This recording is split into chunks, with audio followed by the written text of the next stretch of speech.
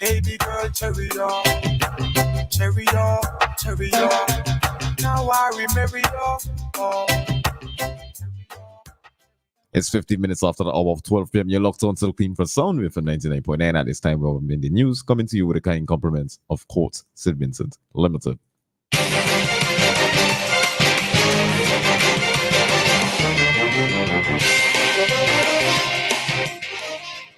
Good afternoon and welcome to WEFM's Midday News, brought to you with the kind compliments of Court St. Vincent Limited. Hassle-free loans for your every need. Courts have you covered, best believe. Courts Ready Cash is for everyone. Not to worry, fast approval. Hurry up and come. We got it all. We on the go. Courts Ready Cash, you already know. We got it all. We on the go. Courts Ready Cash, always ready when you're ready. Let's go. Courts Ready Cash, ready when you are. Welcome back to WEFM's Midday News, brought to you with the kind compliments of Court St. Vincent Limited. I am your presenter, Rajiv Providence. First, on the local scene, Edwin D. Lanes and Sons Limited has stepped up to assist following the aftermath of Category 4 Hurricane Beryl. Chief Executive Officer of Lanes, Mr. Wayne Alexander, during a call to WEFM's Issue at Hand program on Sunday, provided details on the company's efforts so far. He disclosed that they had adopted the shelter located at the Calico Anglican School, which he notes is known to be housing a large number of evacuated residents from Beryl-impacted Grenadine Islands. Mr. Alexander said that the company has already given its first of 4 disbursements to the National Emergency Management Organization, NEMO. According to the Lanes CEO, this first disbursement is $5,000 and was deposited in the NEMO account at a local grocery store. Also included in their relief efforts so far is the sending of hardware supplies such as wheelbarrows, chainsaws, impact hammers, and more to hurricane-devastated Union Island. Lanes has also pledged to donate a percentage of their net profit from sales between now and August 31st, 2024, to hurricane relief efforts here in St. Vincent and the Grenadines. The company's CEO, in emphasizing their solidarity with those affected by the impact of Hurricane Beryl, expressed his own personal commitment to relief efforts in the form of offering housing to 2 students from the Grenadines. Police officers here in St. Vincent and the Grenadines will begin their participation in an advanced training program in forensics. The program commenced at 9 a.m. today and will conclude on Friday, July 19th. The program is being developed in collaboration with the St. Vincent and the Grenadines Consulate in Canada and Mr. Peter Gendy, a detective sergeant with the Toronto Police Service.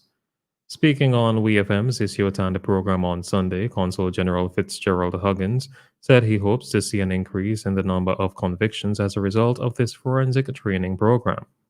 We hear more from the Consul General. Even if we have 20 policemen with new information, at least to understand what is a crime scene, how to protect a crime scene, how to manage a crime scene, how to, particularly in the out districts, you don't have to wait on an officer from the CID to come and do that. I'm hoping that is going to bring a serious benefit to the way we manage crime and the way we respond to crime, and hopefully we get more convictions. That was Consul General Fitzgerald Huggins speaking on WEFM's Issue at Hand program. According to an official release from the Royal St. Vincent and the Grenadines Police Force, 40 officers are expected to be led through the rigorous program, which is designed to equip them with the vital forensic skills. Participants will delve into crucial aspects of crime scene investigation, including establishing paths of contamination, documenting crime scenes, and locating, recording, collecting, and preserving evidence. Still on the local scene, a shooting here in St. Vincent and the Grenadines has resulted in the deaths of a 16-year-old boy, Jason St. Rose, and a 30-year-old vendor, Jamal John.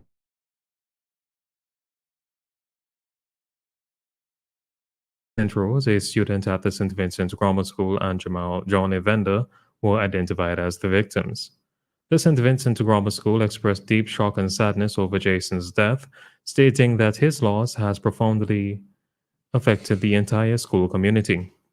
The school released a statement saying, "No words can adequately express the shock and sadness within our school community at the loss of Jason St. Rose. His presence was woven into the fabric of our school, and this tragedy deeply impacts us all. During this difficult time, we extend our heartfelt condolences to his family, friends, and all who mourn his untimely passing. Our thoughts and prayers are with them as we come to terms with this immense loss." Additionally, reports indicate that another man sustained a gunshot wound during the incident. St. Vincent and the Grenadines is the beneficiary of a grant from the Eastern Caribbean Central Bank (ECCB) for the relief efforts post Hurricane Beryl. According to an official release from the ECCB, the Monetary Council of the Eastern Caribbean Central Bank, acting on the recommendation of the ECCB Board of Directors, has disbursed grant funding in the sum of $1 million each to St. Vincent and the Grenadines and Grenada. The ECCB says that as supervisor and regulator of the financial system in the Eastern Caribbean Currency Union, the ECCU, it stands in strong solidarity and empathy with affected member countries and remain ready to support them in every possible way.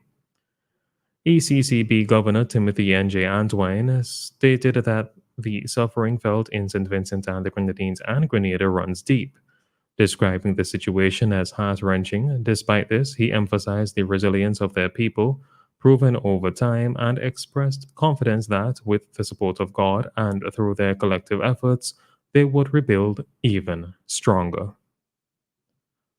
On to news in the region. Governments across the Caribbean region have strongly condemned the attempted assassination of former U.S. President Donald Trump during a public event in Pennsylvania. The incident, which occurred on Saturday, sparked international concern. Leaders emphasized that violence has no place in politics or democratic societies. Trinidad and Tobago's Prime Minister Keith Rowley stood with President Joe Biden and Speaker Mike Johnson in denouncing the attack, stressing the need to reflect on democracy's values. St. Kitts and Nevis Prime Minister Terence Drew expressed sadness and unequivocally condemned the violence, urging global unity against such acts. Belize's Ministry of Foreign Affairs described it as an attack on U.S. democracy, underscoring the importance of protecting all political candidates. The perpetrator, Thomas Matthew Crooks, was killed by law enforcement shortly after injuring Trump and several attendees and killing one. Jamaican Prime Minister Andrew Holness praised the Hanover police for their effective measures in reducing murders in the parish by 11% compared to the previous year. He highlighted the transient nature of criminal gangs and emphasized the importance of preventing them from establishing roots anywhere. During his visit to Hanover, Holness commended the police for managing displacement from neighboring parishes and controlling local gang activities. He underscored the significance of these efforts in enhancing citizen safety and expressed determination to replicate similar successes in neighboring parishes like St. James and Westmoreland. Superintendent Andrew Nish of the Hanover Police assured continued vigilance and implementation of effective strategies to maintain public safety and security. On the international scene, a Florida judge has dismissed the Justice Department's case against Donald Trump, marking a significant victory for the former president shortly after a failed assassination attempt. Judge Aileen Cannon granted Trump's motion to dismiss the federal case, citing that the appointment of Special Prosecutor Jack Smith violated the Appointments Clause of the U.S. Constitution.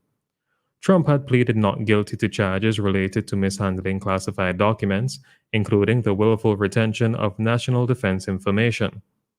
Numerous classified files were discovered at Trump's Mar-a-Lago resort in Florida, some even found in unconventional places like a shower and a storage room, following his departure from the White House in 2021. In her 93-page order, Judge Cannon stated,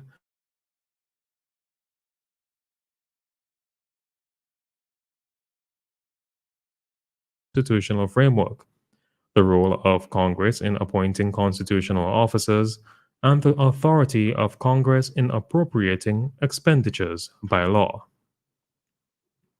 Finally, in sports, England's bid to end its 58 years of anguish came to a bitter end with a defeat to Spain in the Euro 2024 final. A late goal sealed England's fate, leading to their heartbreak in a second consecutive European Championship final and prolonging their elusive quest for men's team success. Spain's dynamic young wingers combined for the opening goal shortly after halftime, with Nico Williams scoring past England goalkeeper Jordan Pickford after a precise pass from Lamine Yamal. Struggling England captain Harry Kane was substituted after an hour, and Cole Palmer, replacing Kobbie Mainoo, briefly revived hopes of a dramatic comeback with a composed left-footed strike in the 73rd minute. However, Spain clinched victory in the final minutes as a cross was converted, leaving England to lament another near miss on the international stage. This has been WEFM's Midday News. I have been your presenter, Rajiv Providence. Join us again at 3 o'clock for WEFM's 3 p.m. news. WEFM's Midday News has brought to you with the kind compliments of Quartz St. Vincent Limited. It's the Quartz Appliance Event. Cook it, try it, bake it on a new Mabe 30-inch gas stove for only $2,399. Stack it, pack it, and chill it with a Frigidaire 12 cubic foot fridge for $2,799. Laundry piling up, wash it, spin it, dry it, and save $400 with this Mabe 19 kg top load washing machine. Now only $2,399. Get it now and pay later. It's the Quartz Appliance Event only at Quartz, bringing value home. Offer ends July 24th.